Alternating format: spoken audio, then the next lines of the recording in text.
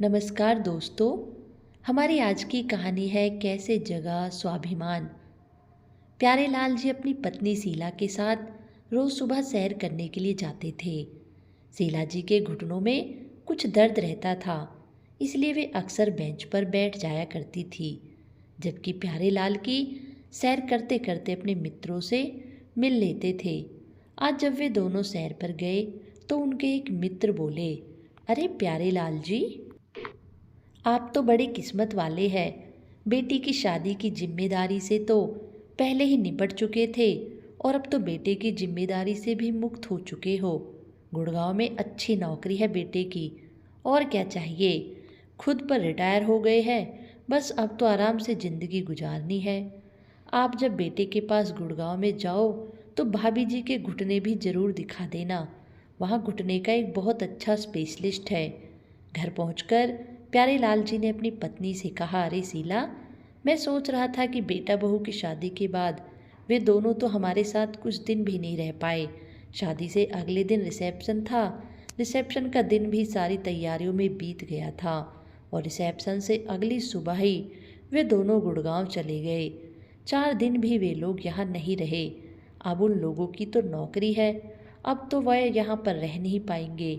क्यों ना हम दोनों ही कुछ दिनों के लिए नई बहू के साथ गुड़गांव में समय बिता आए। शीला जी यह बात सुनकर बड़ी खुश हुई। उन्होंने अपने बेटा बहू के पास गुड़गांव जाने की योजना बनानी शुरू कर दी। प्यारे लाल जी की एक बेटी नीति और बेटा राजीव है। बेटी नीता शादीशुदा है जो दिल्ली में रहती है, जबकि राजीव की हाल ही में ही रिया के साथ शादी हुई है।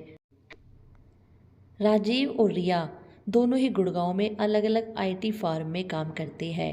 शादी के तुरंत बाद ही जब राजीव और रिया गुड़गांव पहुंचे तो उन दोनों ने गुड़गांव में ही एक बड़े फ्लैट में शिफ्ट कर लिया, जिसमें 3 बड़े बड़े कमरे थे और एक ड्राइंग रूम कम हॉल भी था। जब उन्होंने वहां शिफ्ट करने की खुशखबरी दी तो शीला जी ने अपने बेटे राजीव और बहू से कहा था कि सबसे पहले घर के मंदिर में भगवान गणेश की एक मूर्ति स्थापित करना और उनकी पूजा करना। अपनी सासू माँ की बात मानते हुए बहू ने ऐसा ही किया था और व्हाट्सएप पर लकड़ी के बने हुए मंदिर में सुंदर सिंहासन पर विराजमान भगवान गणेश की मूर्ति के साथ साथ राम दरबार की फोटो भी भेजी थी। इस पर शीला जी बहुत खुश हुई थी और अपनी पति से बोली, देखिए जी, हमारी बहू कितनी संस्कारी है, मेरी हर एक बात मानती है। इस पर प्यारे लाल जी ने भी कहा, हाँ शीला, अगर माँ बाप के दिए हुए संस्कार अच्छे हो तो बहुएं सास ससुर की बात का मान रखती है। बेटा बहू के बड़े घर में शिफ्ट करने के बाद अब प्यारे लाल जी और शीला जी का भी दिल कर रहा था कि वह उनके साथ कुछ समय बिता कर आए। इस बारे में जब उन्होंने अपनी बेटी नीति से बात की तो वह भी जाने को तैयार हो गई और बोली, माँ, मेरी बेटी विधि का भी बहुत दिल है अपने मामा मामी के पास जाने का, तो क्यों ना उसकी गर्मी की छुट्टियों के समय प्लान बना लिया जाए। विधि दिल्ली में 5वीं कक्षा में पढ़ती थी। फैमिली गेट टुगेदर की पूरी योजना बना ली गई। जब गर्मी की छुट्टियां शुरू हुई तो प्यारे लाल जी ने अपने बेटे राजीव को इस बारे में बताने के लिए फ़ोन किया। आज शनिवार था और शनिवार के दिन बेटे की ऑफिस से छुट्टी रहने के कारण शाम को वो अपने बेटे से आराम से बात कर सकते थे। प्यारे लाल जी ने जैसे ही फ़ोन किया तो राजीव ने फ़ोन उठाया, लेकिन फ़ोन पर तेज संगीत बजाने की आवाज़ आ रही थी। लोगों के ठहाकों की आवाज़ भी आ रही थी, तो उन्हें लगा कि उन्होंने गलत समय पर कॉल कर दिया है। यह सोचकर उन्होंने बोला, बेटा, लगता है कि तुम व्यस्त हो, तुम्हें बाद में फ़ोन करता हूँ। तभी राजीव बोला, हाँ पिताजी, आज मेरे और रिया के कुछ दोस्त जो शादी में शामिल नहीं हो सके थे, उन्हीं को आज खाने पर बुलाया था, तो वही पार्टी चल रही है, जिसके कारण आपको शोरगुल सुनाई दे रहा होगा। मैं आपको कल फ़ोन करता हूँ। ऐसा कहकर राजीव ने फ़ोन काट दिया। अगले दिन रविवार को आधा दिन बीत गया, लेकिन राजीव का फ़ोन नहीं आया। तो प्यारे लाल जी ने यह सोचकर खुद ही फ़ोन लगा दिया कि सोमवार को तो उन्हें निकलना है, तो आज ही राजीव को बताना पड़ेगा। लेकिन जब फ़ोन लगाया तब भी कुछ आवाज़ आ रही थी, लेकिन शोरगुल नहीं था। प्यारेलाल जी बोले, बेटा राजीव, मैं और तुम्हारी माँ कल ही ट्रेन से तुम्हारे पास आ रहे हैं। नीति और विधि भी दिल्ली से कल ही तुम्हारे पास पहुँच जाएंगे। हम लोग विधि की गर्मी की छुट्टियों तक वहीं रहेंगे। तभी राजीव बोला, पिताजी, आपने आज फिर से गलत समय पर फ़ोन कर दिया। आज रिया के ऑफिस के बॉस आए हुए हैं और आपने इसी समय हमें फ़ोन लगा दिया। प्यारेलाल जी बोले, बेटा आज बताना ज़रूरी था, इसलिए फ़ोन करना पड़ा।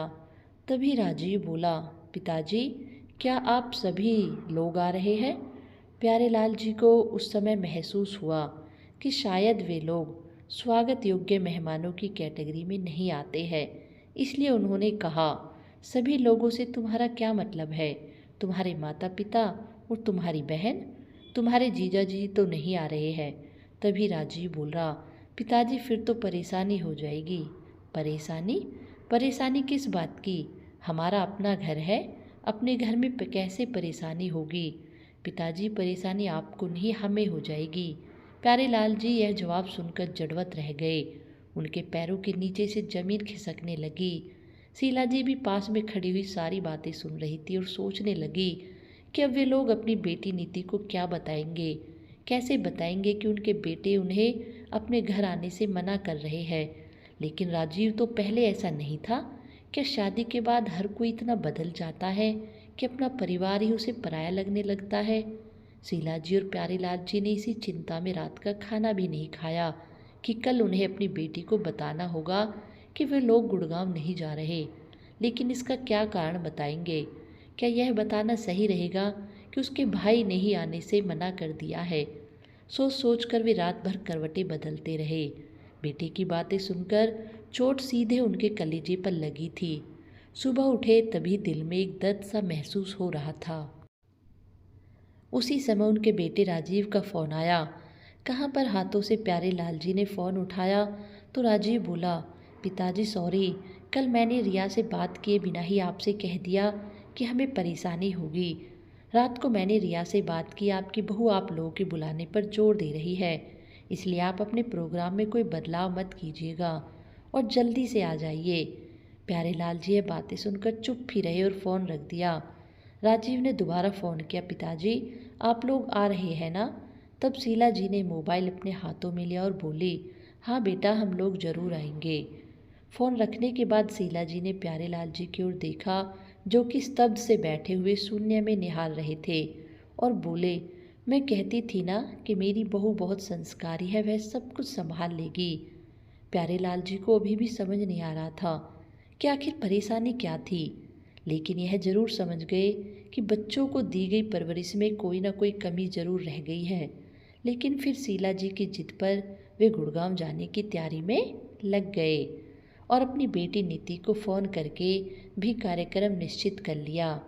यह सोचकर खुश थे कि चलो गुड़गांव में रहने के बहाने वे अपनी बेटी के साथ भी कुछ समय बिता लेंगे और विधि के साथ भी थोड़ी खुशियाँ बांटेंगे।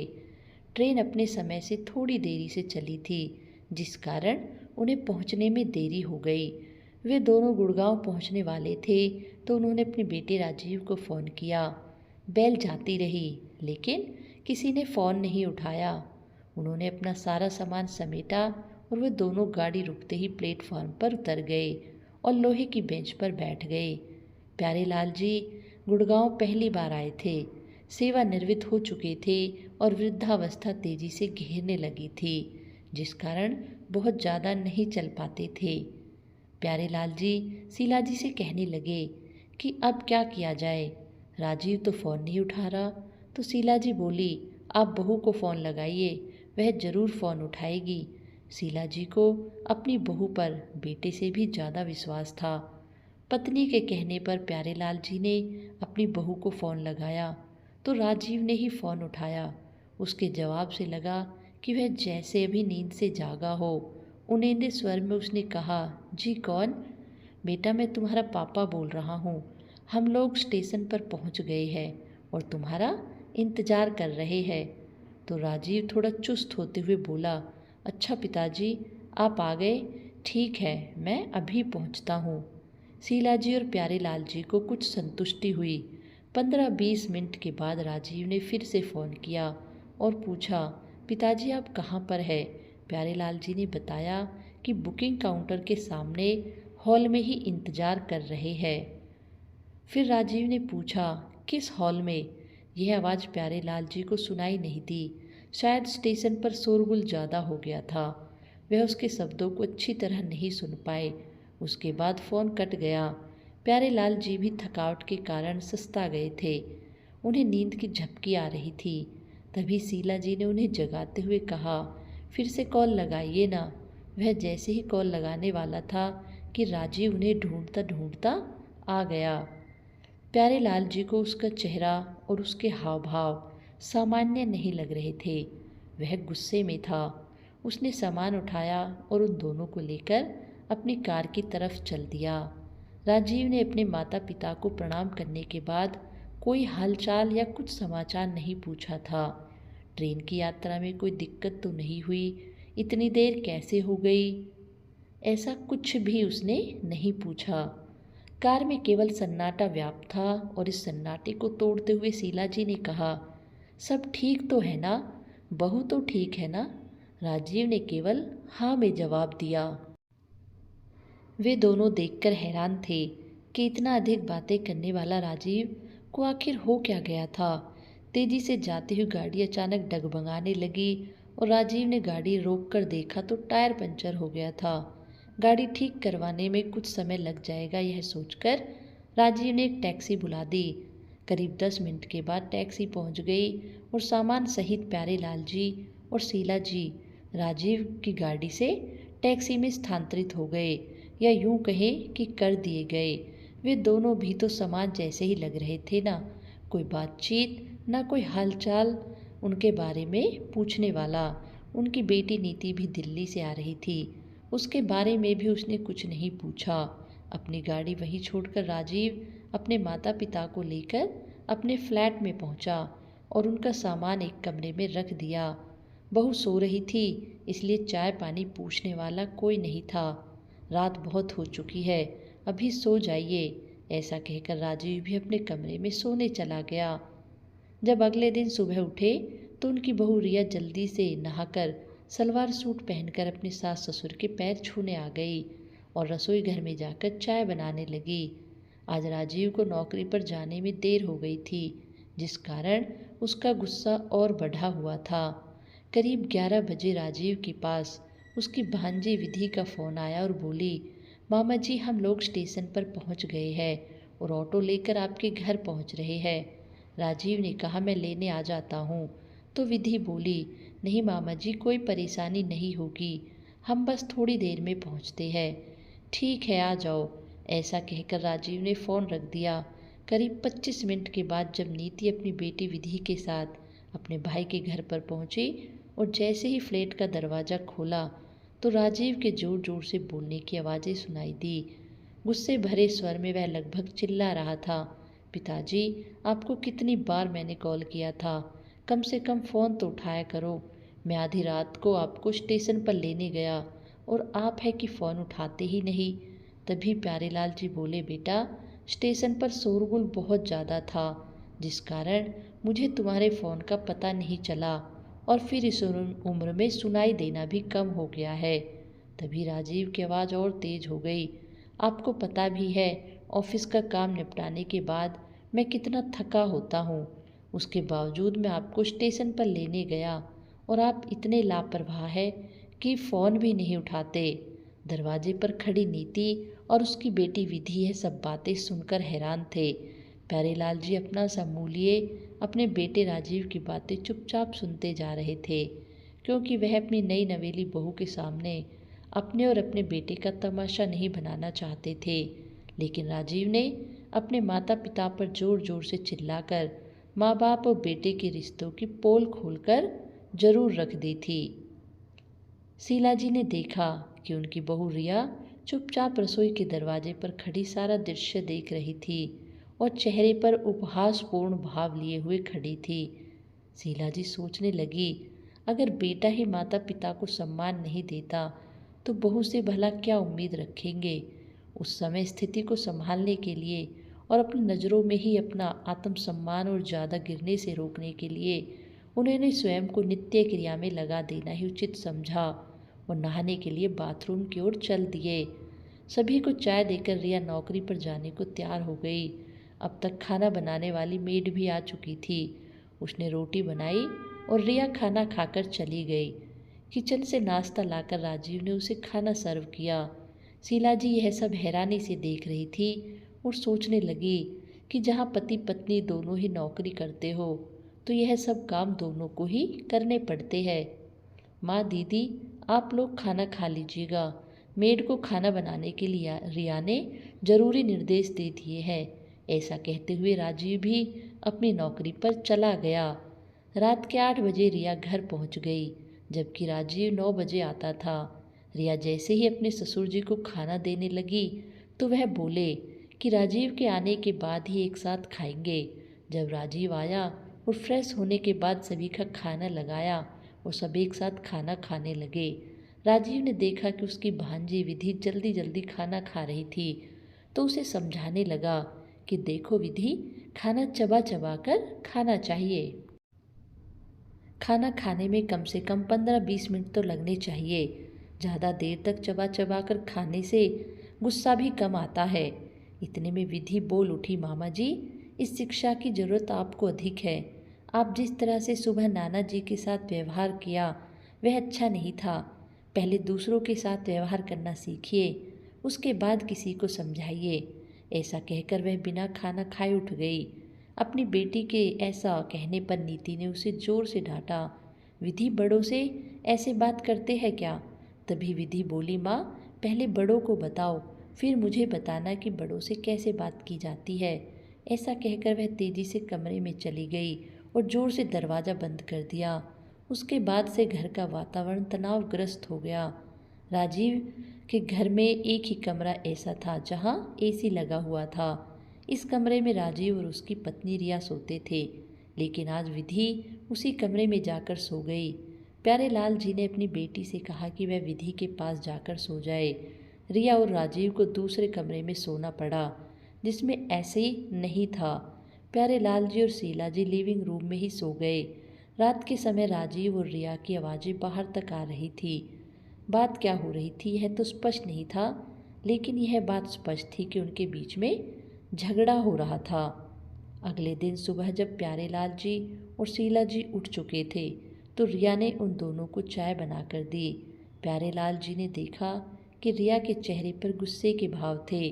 जब वह तैयार होकर खाना खाने बैठी तो प्यारे लाल जी ने तनाव को कुछ कम करने के इरादे से उससे कहा, चाय तो बहुत अच्छी बनाई है। लेकिन रिया ने कोई जवाब नहीं दिया और अनमने ढंग से खाना खाकर नौकरी के लिए निकल गई। राजीव भी उसके पीछे पीछे बाहर निकला। प्यारे लाल जी ने समझा कि राजीव उसे ऑफिस छोड़ने के लिए बाहर गया है, लेकिन वह थोड़ी देर में वापस आ गया। उसके चेहरे पर तनाव के भाव थे। अचानक बोला, देखिए माँ, आप चाहे बुरा माने, लेकिन मैं इतना तो ज़रूर कहूँगा कि मेरे घर में इतना शोर मुझे पसंद नहीं है। यह टीवी का लगातार ऊंचे वॉल्यूम पर चलना, नीति दीदी और विधि का जोर जोर से आपस में बोलना मुझे बिल्कुल भी बर्दाश्त नहीं हो रहा। इतनी बात सुनते ही नीति की आंखों से आंसू आ गए और रोते हुए बोली, यदि मेरे व्यवहार से आप सभी को तकलीफ हो रही है तो मैं माफ़ी चाहती हूँ। विधि थोड़ा ज़ोर से बोलती है, इसलिए उसे डांटते हुए मेरी आवाज़ भी ऊंची हो जाती है। यदि आपको मेरा यहाँ रहना पसंद नहीं है तो मैं चली जाती हूँ। प्यारे लाल जी जो पूजा कर रहे थे, बेटे की यह बातें सुनकर उनसे रहा नहीं गया। पूजा छोड़कर वे बीच में ही उठ गए। वैसे तो उनकी आदत नहीं थी कि किसी बात पर भड़क उठे। वे किसी की बात पहले अच्छी तरह सुनते हैं, उसके बाद अपनी प्रतिक्रिया जाहिर करते हैं ताकि कोई वाद विवाद ना हो। लेकिन आज उन्हें लगा कि जैसे पानी सर से ऊपर चला गया है, इसलिए उनका गुस्सा फूट पड़ा और बोले, देखो राजीव, जब से हम लोग आए हैं मैं देख रहा हूँ कि तुम हमारे साथ सहज नहीं हो। कभी किसी को कुछ बोल देते हो तो कभी किसी को कुछ। तुम अगर मुझे कुछ कहते तो मैं बर्दाश्त कर लेता, लेकिन अगर मेरी पत्नी और बेटी की इज्जत नहीं करोगे तो यह बात मैं बिल्कुल बर्दाश्त नहीं करूँगा। मेरे कहने पर तुम्हारी बहन यहाँ आई थी और उसका अपमान मुझे अपना अपमान लग रहा है। तुम शायद भूल रहे हो कि तुम आज जिस मुकाम पर हो वहाँ तुम खुद से नहीं पहुँचे हो।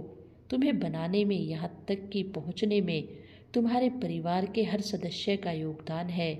एक व्यक्ति कितनी भी ऊंचाई पर पहुँच जाए लेकिन अपनी जमीन नहीं छोड़ देता, और जो जमीन छोड़ देते हैं वह आधारहीन हो जाते हैं। कहते कहते प्यारे लाल जी गुस्से से हांफने लगे। सारे घर के वातावरण में स्तब्धता छा गई। उनका ऐसा रूप उनके बेटे राजीव ने पहले कभी नहीं देखा था। कुछ सांस लेने के बाद उन्होंने कहना जारी रखा, राजीव, परिवार ही हर व्यक्ति की जमीन होती है। जब मैं बिल्कुल छोटा था उसी समय मेरे पिताजी की मृत्यु हो गई थी। होश संभाला तो अपने बड़े भाई को ही मैंने अपने पिता के समान माना। तुम्हारी दादी के अंतिम समय तक मैंने और तुम्हारी माँ ने उनकी सेवा की। यह तो तुमने भी देखा था। तुम्हारी बुआ जी जिन्हें कैंसर हो गया था, 6 महीने तक अपने छोटे से घर में रहकर मैंने उनका इलाज करवाया, और तुम्हारी माँ ने उनकी सेवा में दिन रात एक कर दिया था। आज जब हम लोग तुम्हारे घर केवल 10 दिन के लिए आए हैं तो वह 10 दिन भी तुम्हें भारी पड़ रहे हैं। मैं जानता हूँ कि हम लोग तुम्हें अपनी पत्नी के स्टैंडर्ड से छोटे नज़र आने लगे हैं, इसलिए तुम्हारा व्यवहार बदल गया है। तभी प्रकाश गुस्से में चिल्लाता हुआ बोला, आप लोग जो भी कहे, लेकिन मुझे लगता है कि आज की स्थिति में मैं जो कुछ हूँ वह मेरी अपनी उपलब्धि है, और यदि आपने मुझे पाल पोस कर बड़ा किया है तो इसमें दुनिया से कोई अलग काम तो नहीं कर दिया ना। वही किया है जो सभी करते हैं। ऐसा कहकर राजीव बिना खाना खाए अपनी नौकरी पर चला गया। शीला जी चाह कर भी उसे खाना खाने के लिए नहीं कह सकी। प्यारे लाल जी इस निष्कर्ष पर नहीं पहुंच पा रहे थे कि आखिर उनके बेटे को हुआ क्या है, लेकिन आज वे अपने आप को एक अनचाहा अपरिचित अतिथि महसूस कर रहे थे। परंतु कर भी क्या सकते थे। ट्रेन की रिजर्वेशन तो 10 दिन बाद की थी। प्यारे लाल जी, उनकी पत्नी, बेटी और नातिन एक तरह से अपने होठों को सी चुके थे। ना कोई बातचीत, ना कोई विचार विमर्श। एक दिन यूं ही बीत गया। अगले दिन शाम को रिया और राजीव दोनों ने एक साथ घर में प्रवेश किया। राजीव के हाथ में एक बड़ा सा डिब्बा था, साथ में एक पॉलीथीन बैग भी था। आते ही उसने डिब्बा और पॉलीथीन बैग एक ओर रखकर अपने जूते उतारे। डिब्बे को उसने अपनी भांजी विधि के हाथों में थमा दिया और पॉलीथीन का पैकेट अपने पिताजी के हाथों में थमाते हुए कहा, पिताजी, आज सुबह के व्यवहार के लिए मुझे माफ़ कर दीजिए। ऐसा कहते हुए उसने डबडबाई आंखों में थमी हुई आंसू की बूंद को पहुँचते हुए अपने पिता के चरणों में अपना सर रख दिया और अपने पिता का हाथ अपने हाथ में लेकर अपने सिर पर रखते हुए कहा, पिताजी, जब मैं तनाव में रहता था तब आप मेरे बाल सहलाया करते थे। क्या आज मेरे बाल नहीं सहलाएंगे?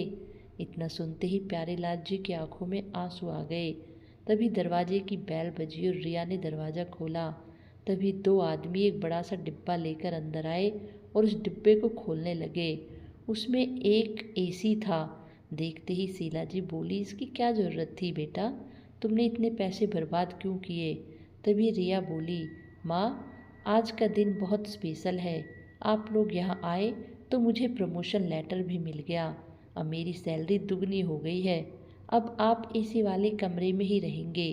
तभी राजीव बोला, पिताजी, आपने मुझे कल सुबह इतनी बातें कही, लेकिन मुझे अब वह सब कुछ अच्छा लग रहा है। लेकिन माँ, आपने मुझे क्यों नहीं डांटा? बचपन में तो मुझे झट से डांट देती थी। यह तो आपने गलत किया। फिर अपनी बहन की तरफ जाकर बोला, मेरे कहने पर केवल टसुए बहाने लगी। जब मैं छोटा था तो मुझे एक थप्पड़ लगा देती थी और मैं सीधे रास्ते पर आ जाता था। तुमने भी अपना व्यवहार मेरे लिए बदल लिया। कुछ भी नहीं कहा और खुद रोने लगी। यह तो पिताजी मुझे ना डांटते तो मुझे अपनी गलती का एहसास ही ना होता।